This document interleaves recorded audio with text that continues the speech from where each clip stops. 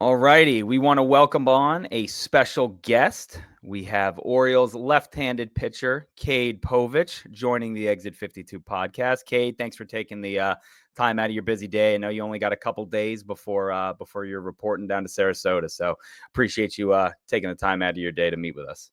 Yeah, of course. Thanks for having me. Actually, just got here last night. There we go. All righty. Reporting early. We like to see it. Yeah. I know some of the guys, I think we're headed to Disney this weekend and then headed down there. So I know it's the last couple of days are probably very bittersweet before you leave. And again, we appreciate you joining us. But we talked about it a little off air, but I saw you at some of the caravan events this weekend. Some awesome events all throughout the kind of DMV Baltimore area. What were your first thoughts on the caravan and some of the events you went to? I know you were at the karaoke where you had the unpleasant experience of listening to me and Ryan Mountcastle sing karaoke. But what'd you think of all the events and what was kind of your takeaway from those? Yeah, I mean the events are fun. It's always fun to get out and do the caravan, see all the fans. Get ready for the season, and it just means baseball's around the corner. Yeah, the karaoke was fun. It was fun at the end to listen to all the guys sing. And then I think the next day, me, Chase, and Jackson went to a card shop and opened a bunch of cards with some kids. So that was really fun. I think the whole event, just getting the city excited for the season coming around is always fun. Did you get to keep that Heston autograph you pulled? Like you could sell that on eBay for that. That's some good food money right there. You could get a double autographed. I mean, true. I could get a rare double auto. Yeah, no, I actually pulled it. I have it. I also got a Kurt Schilling one, so I have two pretty cool ones. Okay. That's Eric's guy. Actually, he loves Kurt Schilling. We got to get you to get those graded, and then again, you can. That's when they sell for the big money. So that's sick. Those are some good pulls. So first Savannah Banana to play for the Orioles, if our stats and info department is correct. What's the story there? How'd you become a banana, and what's that whole deal?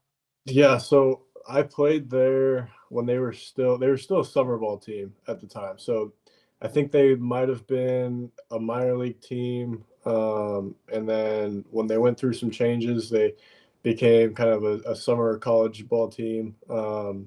So at the time, they started doing some of their stuff. So the guy that actually runs it, his name's Jesse. He has a whole mantra of like trying to make the game fun and do different things, primarily for the fans rather than for players or for the game. Obviously, it's more targeted now on stuff towards the fans and getting them involved. But then at the time, it was mainly just we were still playing baseball because we were college kids still going to play, and we would do some stuff in between innings. The way it went about was I wasn't planning on playing summer ball at all, but it being COVID had happened. My actually former junior college coach was coaching there in the summer.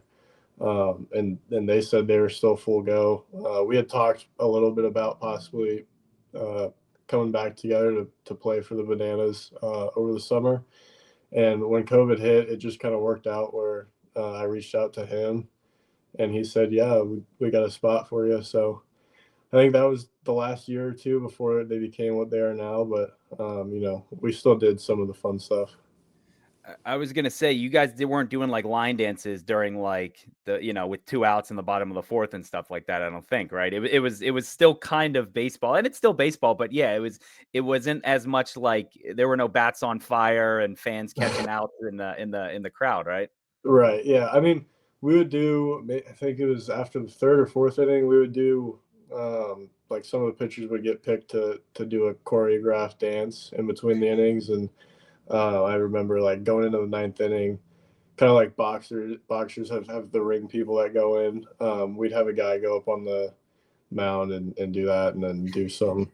There were some more outgoing people that would do some crazy stuff, but it was more so central around like in between inning kind of stuff. And I've seen some Povich banana jerseys floating around Camden Yards. I don't know if you've seen any of them. Probably not, but yeah, they're pretty cool to see. Like walking down Utah Street, it's always neat because you're like, what is the bright yellow jersey? And then they turn around and it's Povich, and you're like, oh, that's right. And it kind of comes back. So again, I don't know how many people know that. I'm sure if they've read about you, but again, that's pretty cool that again you got to experience that. But you made your debut in Toronto. I know you got the taxi squad, and then you were able to again make that start up there. Your dad had to get like an emergency passport, like at like super late at night or early in the morning. Kind of tell us about that. What went into that? Yeah. So I mean, luckily I went down. I think this last off season. So before that, and I had a trip to Mexico. So I ended up thankfully getting a passport finally at that point. But I mean, yeah, my mom has one, but my dad didn't have one. So I tried telling him before the trip, before the season, I was like, hey, anything can happen. I would just be prepared. Of course, that didn't happen. And so he figured out you can actually fly to Denver and get like your passport the same day. So he ended up finding a flight to Denver, and then from Denver, he flew to Toronto to make it. That's a good like little tip to know too. Like you can Yeah. just fly, and I guess because where was he flying from? Was it from Nebraska? So Yeah. Nebraska to Denver is probably not that far of a flight or bad of a flight, right? No, not at all. I think it was more so just he had about a day to get everything organized. Definitely. And yeah, I mean, it was a strong couple of first starts there, probably a bit of an up and down rookie season overall, but you really finished strong there in September. And we're kind of curious, like, what went into that? Was there anything technical you were doing? What was sort of the thing that you think helped you sort of finish things strong there with that September stretch? Yeah, I mean, the big thing for me, I think early on, especially, and I think it's really been throughout playing in pro ball and moving up and down, was, you know, trying something out and then it working, sticking with it, and then, you know, having a couple rough starts or something not go as well as you want, and then you start thinking and trying to change and looking at other guys and trying to be like, you know, what are they doing? Maybe I should try that. And it really came down to, I think it was after Boston, maybe one of the starts. I went down, and then before I came back up, it might have been the start before Boston actually. So I got called up for the doubleheader against Toronto. Was okay, not okay. Didn't necessarily like how I did. So when I went back down, I did the thing where I was trying to see, okay, maybe I should change this, maybe I should change that, and had to talk a little bit with French, and then talked with Ramsey, our AAA pitching coach, and finally just looked at myself and I was like, all right, I just need to do one thing and stay consistent with that thing. We got a month or two left in the season. I'm just going to do this and stick with it. So I legit took a piece of paper, wrote down like, okay, day one, I'm doing this, day two, and I'm not doing anything else. Like, this is exactly what I'm going to do. I'm going to stick to it and see how it works. And I think just staying on that consistent plan actually helped me focus and not try and overthink on changing things. But then also, when you do one thing consistently, you're going to sync up and overall it's just going to come to be better for you. There's one specific lefty tosser that you get compared to a lot. We already have a question written down about this actually, but I figured I'll just throw it in there. I mean, like, obviously it's freed up in the Bronx now, but is it him? Is it a bunch of other guys that you're looking at and trying to emulate, just kind of trying to do your own thing? Yeah, I mean, to be honest, part of that was I had watched Freed a lot. I would try and throw like him. He's such a unique way in how he throws and the way his pitches are. I mean, I feel like he has 8 of them because he almost has 4 different four-seam fastballs. So it was honestly like looking at that too. He was a guy obviously really good. We get compared to as far as the way we look, how we throw and whatnot. But, looking at him and being like, we might be similar, but he's also a different pitcher. So I shouldn't try and do exactly what he does because, we move differently. We aren't exact one-of-one replicas. So I shouldn't try and make it that way. How have you ever like met Max Fried? Like again, everybody and their mother compares you guys. There's the like pitching ninja layovers and stuff like that. And like you said, it's like a carbon copy. Have you ever met him? And is it like a weird like look at like we're literally the same kind of person? And I don't know. It's weird. Have you ever been compared to any other He's player? asking if you guys have met and have done the Spider-Man pointing at each other. Yeah, like we're the same person. Yeah, well, I went through last year at the Braves place in the spring training, and I'm sitting at my locker because last year, other than my first start, like in spring training, I'd throw the 6th and 7th if I'm lucky, or like the last couple innings. So I'm just sitting there waiting because usually I would go out like sometime during the game. I'd sit in the locker room. But before the game, French comes up to me and goes, "What are you doing?" Asked me if I was doing anything important. I'm like, "No, I'm watching some YouTube video or something." And he's like, "Just come with me real quick," and brings me out to center field and introduces me to him. And I mean, at that moment, it was a pretty cool moment, and I was like, "Dang, we do kind of look alike." And we have a picture. You know, I was like, maybe it's one of those things where like on TV he looks skinnier than he is, but um, he's bigger, and I was like, okay, we're pretty similar. We're a lot more similar than I thought. And then we got a picture, and you know, yeah, it was funny. It was funny, especially because I want to say, what was it, 20? Maybe it was 21. He was throwing in the World Series, and I got so many people sending me pictures of him asking if I was pitching in the World Series.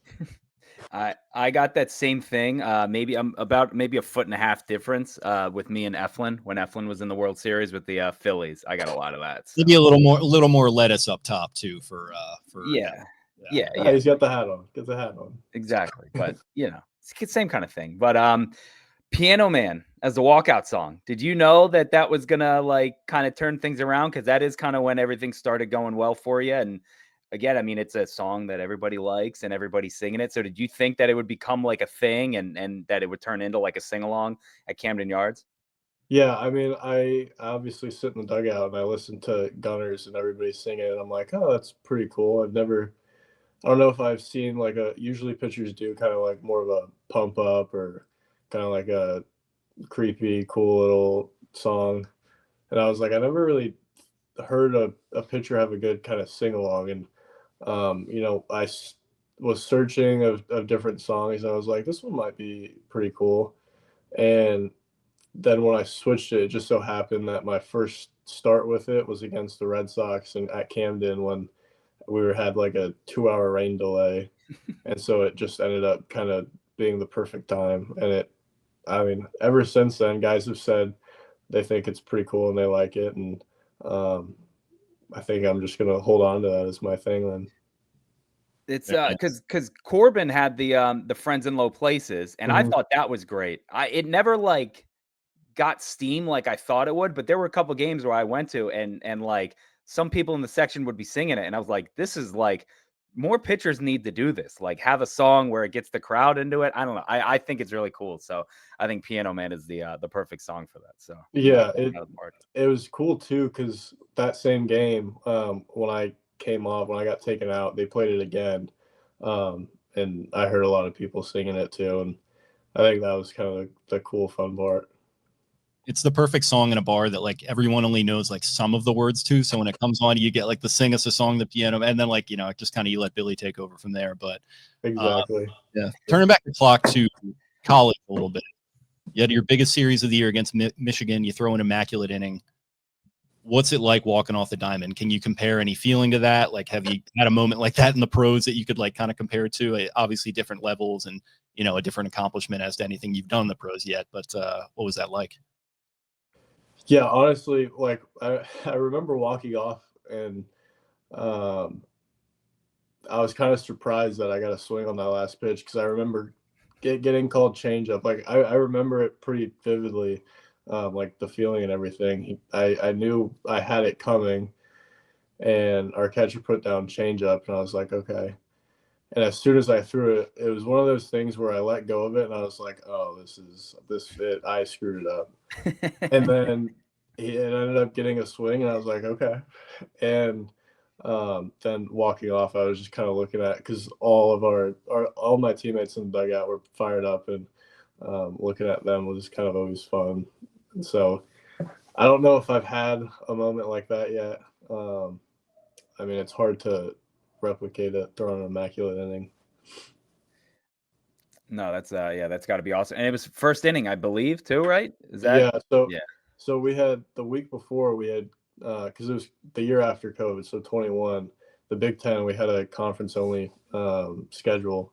So we had just clinched, and we didn't have a Big Ten tournament, so it was regular season. So we had clinched the Big Ten championship, or we had won the Big Ten the week prior. So that was our first game after, and we had full stadium. So we usually got a big crowd at Nebraska. So, and it was packed that weekend. So first inning after we had won the Big Ten, it was pretty sweet to start off that way. Yeah, that's sick. That's sick. Talking about Nebraska still a little more.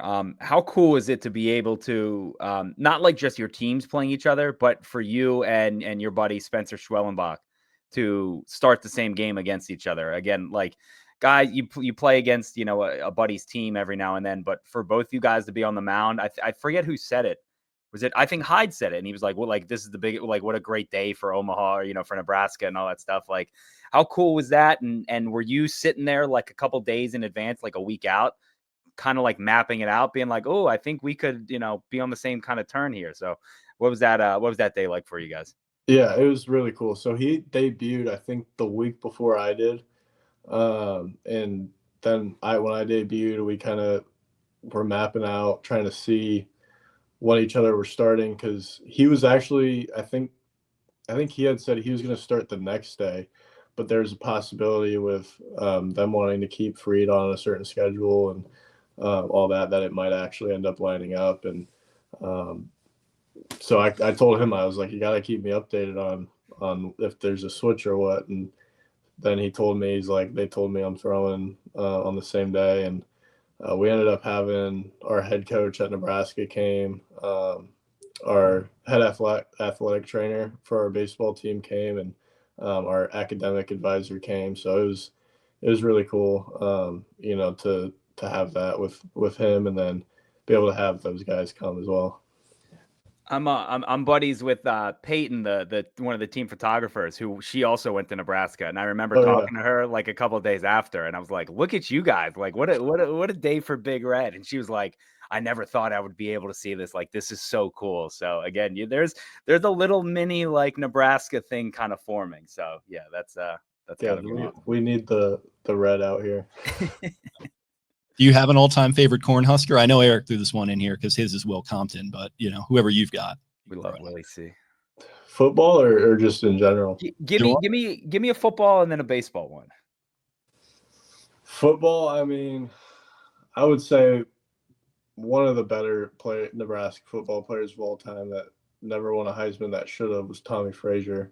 I remember when I was young, I used to watch, I think in the national championship game, he had a run where he had like 8 guys try and tackle him at one time, and he somehow broke out of it. And I think there's a cool clip on that. And then baseball, growing up, I couldn't tell you where he is now or what he did, if he ever made it anywhere. But I mean, I always loved DJ Belfonte, because his walk-up song was "Go DJ." So I give Ashley a little bit of some crap for that, because I said something about how I loved his walk-up song, and he was mad. He's like, "Of course everybody likes it. It's Go DJ." So I think he was a little salty. But and then I mean, like, Jabba was there, so I'd been to some games where I got to see Jabba in high school. So I mean, those were probably 2 guys. I was expecting an Alex Gordon or Jabba for that one. So yeah, that's pretty spot on. But so again, came over from Minnesota in the trade. What did you know about the Orioles at that time? Did you know about the guys in the farm system? Again, you're in the same league, but you don't play them too. It's not a division rival or anything. But did you know about the guys who are now your teammates? Did you know how stacked the minor league system was? What was kind of your thought on Baltimore and the Orioles coming in when you got traded? I didn't really know, honestly, too much about the Orioles. I had known through social media and whatnot that they had at the time the number one farm system, and they had Adley and Gunner. But as far as development wise and guys on the pitching side, I didn't know too much about it going in. And then as soon as I got traded, we were on the phone, and then I started looking up stuff and doing research, and got excited pretty quick. Nice. And, you're a younger guy, and just talking to you right now and seeing interviews with you, you seem a little, quieter, maybe more reserved. What's it like being in a clubhouse with personalities like, you've got Adley running around quoting Tim Robinson, and, Gunner's like a cool customer, but he's like a stick of dynamite out there on the diamond sometimes. What's it kind of like fitting in with a group of bigger personalities like this? Yeah, I mean, it's cool. I think it's kind of helped me a little bit open up in some aspects, but there's all sorts of different guys. I mean, Jackson is pretty young and he's more quieter, but it's cool to see a guy like him, and then a guy like Grayson or Rutch that are more out there, that are once we get on the field, everybody's kind of got the same goal, same mindset. And so, I mean, it's cool to see all the different personalities are able to come together to work towards one goal at the end of the year.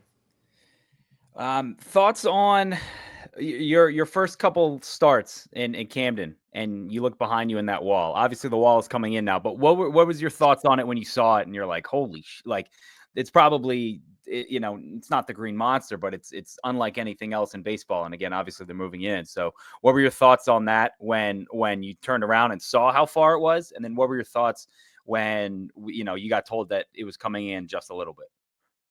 Yeah, I mean, you stand out there and look out there, and you have no problem if someone hits it to left field. You're perfectly. I remember sitting in the dugout and someone hit a ball that looked like it was probably the farthest ball I've ever seen hit to left field, and it was caught in front of the warning track, and I was just in shock. I mean, how much it's moving in, I mean, we'll kind of see. I think it'll still be better than, from what it originally was. I mean, part of it is a good thing. I think we had guys that might have had some more runs with the wall where it is going to be now. So, I mean, it can play well on both ends. Obviously, the more room, the deeper the wall, the better for us pitchers as far as home runs. But we also want our teammates scoring some runs. So I think it might be a good middle ground. I have a proposal. I don't know if you could take this to Mike, but I think it should be a retractable wall where, like, one game, depending on the matchup, you put it out, and then, another matchup, you bring it in. I don't know what you think about that. Yeah, I mean, I've seen the new indoor golf league. They have that with the green where it can rotate. Yep. I think maybe rotate the outfield fence, make the dimensions different game to game. Exactly. It should be like a mini golf course, basically. Like, you've got, if you put it in a certain spot, you win a free game or something like that. I don't know. Just kind of spitballing. Not a bad idea. Now, you talked about golf a little bit. You are a big golf guy. Have you gotten out there with anybody on the team now? I know we've seen some videos of Adley and Cowser and Gunner playing. Who's kind of the best out of the guys that you've played with out there? Is there anyone who's like stood out, or are they all just kind of, they can drive it, but no one really has short game? Yeah. So unfortunately, I got here yesterday, so I haven't been able to go out yet. This spring training, but last year, as soon as I got called up, I went to Toronto, and then I think it was 3 or 4 weeks until I was able to go back to Norfolk and get all my stuff. And the one thing I never had with me were my golf clubs. So I am yet to go golfing in Baltimore or down here. So that's definitely something I'm gonna have to make sure I have on me this time around. Some good public hitting gems, and you'll probably be able to get onto some of the better ones like BCC or Elk Ridge. So just keep those names in mind. Yeah, I'm excited. I've heard there's a lot of beautiful courses down here in Florida, obviously, but also up in Baltimore. Yep, absolutely. This is another one Eric threw in. I haven't heard anything about the Omaha Zoo. Oh, he's heard it's a top zoo in the country. Apparently, can you give us some thoughts on the Omaha Zoo? Yeah, as far as I know, it's the best zoo in the world. See, that's all I've known, and I will debate that. Some people like to say San Diego, but I highly disagree. I don't think anything beats the Omaha Zoo. I mean, I've been going to it since I was little, and it continues to somehow get bigger. See, I've heard, I'm a big zoo guy, zoo, aquarium, all that good stuff. But I've heard anytime I would like read about Nebraska or Omaha, it was always like the zoo, the zoo, the zoo. You got to go to the zoo. I know it's a massive like attraction during the College World Series. So I've heard nothing but Yeah. good things. The Omaha Zoo probably has one of the best aquariums I've been to also. Oh, So I got to if go. you like aquariums, you gotta. You been to the Baltimore one yet? The Baltimore Aquarium? Yeah, I have. I went there with my wife, I think last year. It was pretty cool. That's actually a pretty big aquarium. But the zoo in Omaha, they have this giant like sky dome for like desert animals and stuff. I got to make my way out. Yeah, you got to check it out. Eric's a big snake guy, so he's gonna love that. Okay, yeah, they have plenty of snakes. Right up my alley. Right up my alley. Have you found like a go-to food place in Baltimore yet? Are you like a big seafood guy? Is there like a hidden gem that you found? You don't have to give out your like secret spots or whatever, but have you found like a go-to spot where you can get some good food? There's tons of good food in Baltimore. I just don't know what's kind of up your alley. Yeah, I haven't found anything like I haven't found a go-to yet. I think especially during the season, it's so, I mean, other than like day games or off days, it's so like get to the field and we can get most of our meals there. So that'll be probably like the next thing we do this upcoming year is figure out some of the go-to places. From Nebraska and you go to the Twins. I mean, were you a big seafood guy before coming here? Like, is this kind of your first like seafood city? I didn't know if he had any experience at all with crab cake or crabs there. It's divisive. I had no experience. I love like crab legs. I love cracking crab legs. But I mean, that's been more of like the last year or two where I started getting into that. So I definitely need to try some getting into Baltimore. Well, we know the place. You got to get up to Jimmy's with Grayson and Gunner and some of the guys. So they'll treat you right up there. So couple nice starts in a row. You'll have a dish there named after you in no time. Those guys, it didn't take long. I just hope they're the biggest crab legs with a little bit of Cajun on it. A little skinnier too, kind of like they'll call it the slim or something like that. Thing you're most excited about for this upcoming season? Yeah, I mean, I think it's kind of the clubhouse. You know, we have a lot of guys coming back, and then you know, we have some older guys with some experience coming in. So I'm really excited to be able to talk to them. You know, Schwellenbach was with the Braves, so he was with Morton, and he's told me a bunch of good things about you know, working with him as a rookie and whatnot. So I'm really excited to speak to those guys. And this is my last one, Jake. I don't know if you have any more, but again, we started off with it, but obviously Mountie and I were singing All Time Low up on the stage at PBR the other night. What would have been I don't think you sang a song. I don't think they forced the mic upon you. What would have been your go-to song? Would it have been Piano Man just because it's like an easy one, or what would have been your song that you chose to do karaoke up there? You know, at that time, I think when I was debating if they were going to pick me or not, I was trying to think of songs in my head. That was kind of one that was coming up. I was like, maybe I'll sit on the bench a little bit and act like I'm playing the piano. And then as we were driving from Omaha down to here, I was thinking, you know, what would be kind of like my go-to karaoke song? And I just started jamming to Pickup Man by Post Malone. Ooh. He did kind of a run off of that. And so that would be Post. Yeah. That's a good one. Yeah. I'm a big Post guy, so that would have been a solid one. So we'll keep that on file for next year if they run that event back, and we'll make sure that they put a mic in front of your face like they did Jackson, who did not look very I've never seen someone more out of place. When you guys were all up like on the stage, I looked over to the one bar and Jackson was just standing behind the bar with his arms crossed, and I walk up to him and I go, "This is not your cup of tea, is it?" And he was like, "Nah, this isn't really for me." Congrats to him, by the way, for having his first beer the other day. I saw a couple pictures coming out when he was at the bartending event or whatever that was. Somebody saw him at the bar. I think that's what got him on the stage to sing. Someone saw him hiding over there and called him out to get on. It was a funny visual because again, everybody was on stage, and then like you looked over and it was just Jackson standing there by like with like the workers. They were like, I was expecting him to be working and doing stuff, being like, I can't come up there. I'm busy. I'm washing glasses. I'm busy, guys. Like, Right. I can't do that. So but no, again, that's all we got for you today. We appreciate you coming on. I'm sure we'll see you out there on the mound and at Camden Yards in a couple of weeks. Just I think 49 days away from opening day. The only advice I have is don't trip on the orange carpet. I know that's always everyone's always kind of worried about that, but again, thank you for coming on. Stay healthy in spring. Go kill it down there, and again, we'll see you out there in the next couple months. I appreciate y'all. Thanks for having me on. Thanks, man. Good luck. Thank you.